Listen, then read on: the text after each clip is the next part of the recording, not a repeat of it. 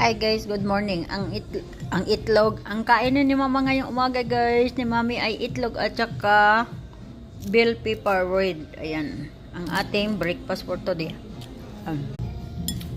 Ayun guys, ang sarap ng bell pepper red.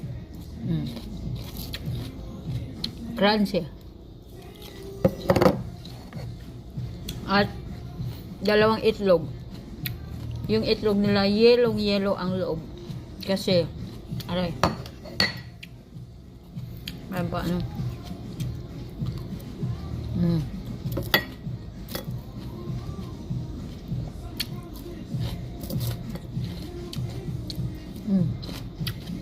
Sarap ng red bell pepper, guys. Red bell pepper. Siling pula na malaki.